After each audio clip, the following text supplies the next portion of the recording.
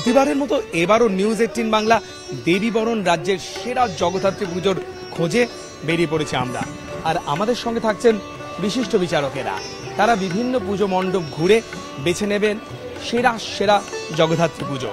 এই মুহূর্তে আমরা এসে পৌঁছেছি খলিশানি সর্বজনীন জগদ্ধাত্রী পুজো সমিতির পুজো মণ্ডপে। ৭৭ বছরের এই পুজোর এবারের বিষয় ভাবনা প্রেক্ষাপট।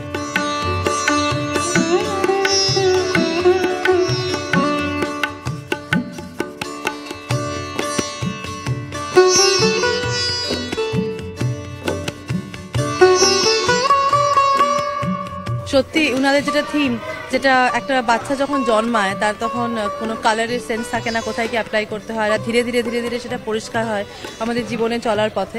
সেটা যেরকম সেটা ড্রয়িং বুকে ঠিক, সেটা আবার জীবনেও ঠিক, যে কোথায় কি অ্যাপ্লাই করতে হয় সেটা আমরা পরবর্তীকালে বুঝতে পারি।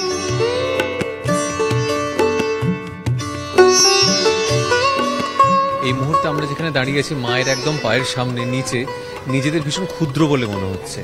আমরা যে সবসময় নিজেদের বড় ভাবি, বড়াই করি নিজেদের কাজকর্ম নিয়ে, জগদ্ধাত্রী মায়ের সামনে এসে সত্যি মনে হচ্ছে যে আমরা কিচ্ছু নই।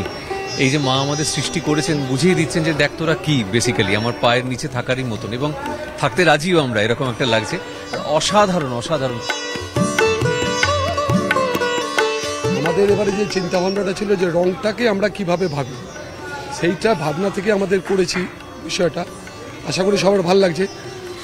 বেসিক্যালি আমাদের আরেকটা জিনিস আছে, আমাদের যে মাতৃ প্রতিমা যে সাজসজ্জা আছে, সেই সাজসজ্জায় আমরা একটা বার্তা দেওয়ার চেষ্টা করছি, গাছ লাগানোর বার্তা, পৃথিবীকে সবুজায়নের বার্তা। আপনি মাতৃ প্রতিমার মধ্যে সেই সাজসজ্জা দেখতে পাবেন যে গাছকে কি বাঁচাতে হবে, পৃথিবীকে সবুজ করতে হবে।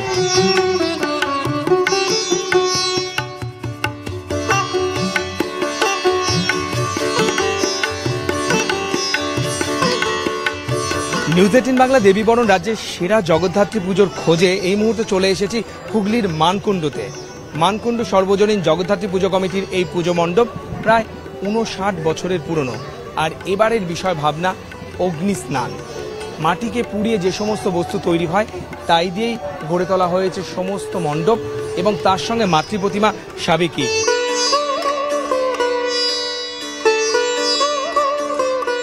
ঐতিহ্যটা বংশ পরম্পরায় টানতে টানতে একসময় ম্লান হয়ে যায়, তাই তাকে আবার অগ্নিস্নান করিয়ে, নতুন অগ্নিস্নাত করে আবার নতুন রূপে আমরা সমাজের কাছে তুলে ধরতে চাই। সেই জন্য এই থিমের নাম দিয়েছি ঐতিহ্যের অগ্নিস্নান। এবং মাটি দিয়ে, দেখেছেন মাটি দিয়ে মায়ের মূর্তি হয় না, সমস্ত প্যান্ডেলটাই মাটি দিয়ে তৈরি করেছে।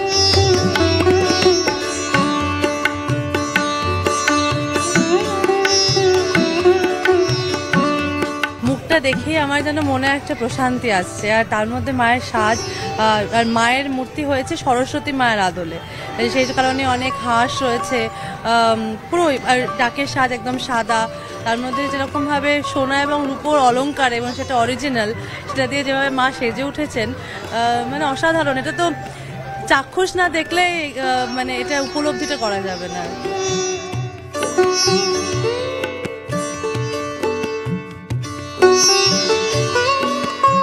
সব থেকে ইন্টারেস্টিং যেটা লাগছে যে মায়ের যে ডাকের সাজ, তার মধ্যে কালিদাসকে রাখা হয়েছে। এটা কিন্তু চট করে খুব একটা কোথাও দেখা যায় না। আর তুমি যেটা বললে যে অগ্নিস্নান, মাটির জিনিস পুড়িয়ে, এখানে তো মানে পুরো হাজার আলোর ঝলকানি ভেতরে এসে দেখতে পাচ্ছি আমরা। মা যেরকম প্রচুর আলো নিয়ে আসেন, আশা নিয়ে আসেন, সেটাই মনে হচ্ছে।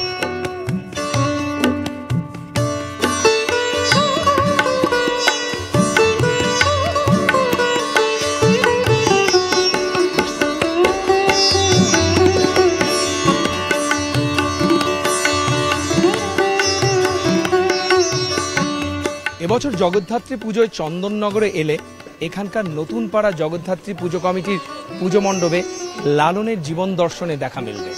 হ্যাঁ, তাই থিমের নাম দেওয়া হয়েছে মনের মানুষ।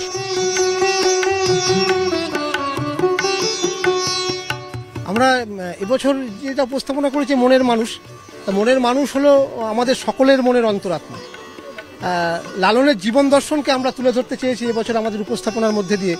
যে মানুষটা 19বিংশ শতাব্দীতে একটা মেসেজ দিয়েছিল যে জাতি, ধর্ম, বর্ণ নির্বিশেষে মানুষ ভজলে মানুষ হবে।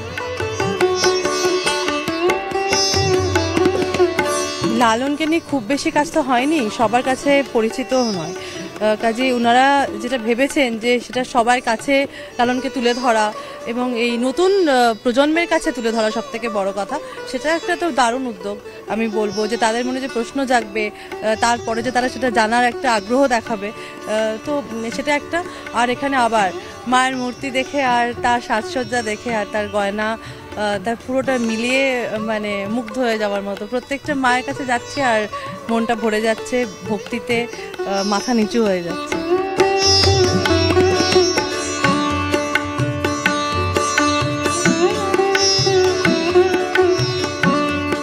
সব থেকে আগে যেটা এখানে এসেই আমার স্ট্রাইক করলো হচ্ছে ওই লেখাটা, জাত গেল জাত গেল, হ্যাঁ, যেটা লালনের কথা। এবং ধর্ম, বর্ণ, জাত সব কিছু নির্বিশেষে মানুষ হলো আসল কথা, যেটা উনি বারবার বলে গেছেন, সেটাই এখানে তুলে ধরা হয়েছে। মাইন্ড ব্লোয়িং একটা মানে মণ্ডপসজ্জা।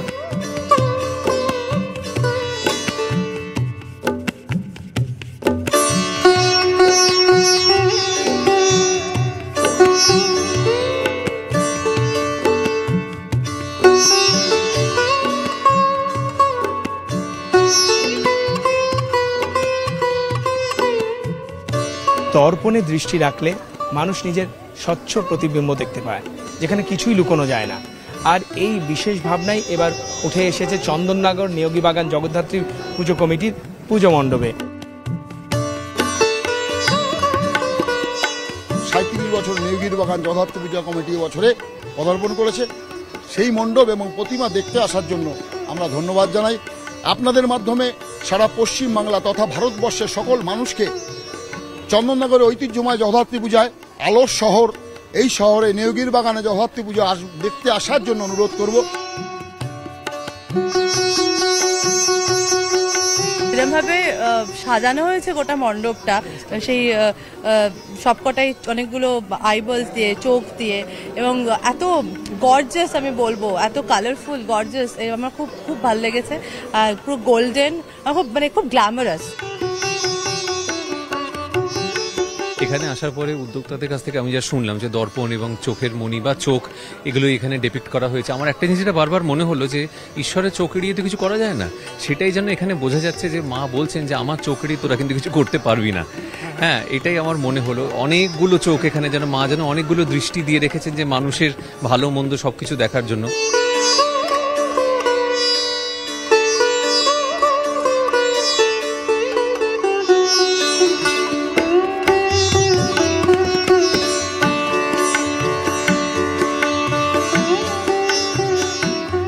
বাংলার ঐতিহাসিক টেরাকোটা শিল্পের কথা আমরা কে না জানি। এবছর জগদ্ধাত্রী পুজোয় চন্দননগরের মহাডাঙ্গা মেইন রোড বালক সংঘের পুজো কমিটির পুজো মণ্ডপে এলে তারই কিন্তু টুকরো ঝলক মিলবে, কারণ এখানে পুরো মণ্ডপটাই সাজানো হয়েছে বাংলার ঐতিহাসিক টেরাকোটা শিল্প দিয়ে। এখনকার জেনারেশন কিন্তু জানেই না টেরাকোটা মানেটা কি। টেরা মানে হচ্ছে মাটি, আর কোটা মানে হচ্ছে পোড়া। তাহলে টেরাকোটা মানে মাটির, পোড়া মাটির কাজ, যে পোড়া মাটি দিয়ে এই ধরনের ভাস্কর্য করা যায়, এইটাই আমরা এখনকার জেনারেশনের কাছে তুলে ধরেছি। এবং আমাদের চিন্তা ভাবনা এটা যে মানুষ জানুক যে টেরাকোটা সম্বন্ধে, টেরাকোটাটা কি।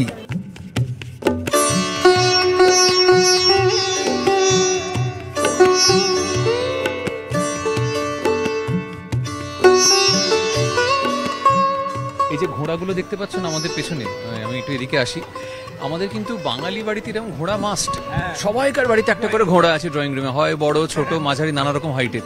তো সেইগুলো বাঁকুড়ার ঘোড়া, সেগুলো এখানে দেখতে পাচ্ছি। আরও একটা জিনিস যেটা আমার খুব ভালো লাগছে, যে এই যে ফিগার্সগুলো করা হয়েছে, প্রত্যেকটা ফিগারের সঙ্গে কিন্তু একটা করে টেরাকোটার মুখ আছে, নিচের দিকে দেখতে পাবে তুমি। তো এইখানে এইভাবেই ওরা দেখাতে চেয়েছে যে টেরাকোটা শিল্প কতটা ঐতিহাসিক এবং কতটা বাঙালির জীবনের সঙ্গে জড়িত, আমাদের সঙ্গে জড়িত। আর মাকে নিয়ে তো নতুন করে কিছু বলার নেই, কারণ চন্দননগরের জগদ্ধাত্রী এতই বিখ্যাত তার হাইটের জন্য, তার সাজসজ্জা, তার গয়নাগাটি সব কিছুর জন্য।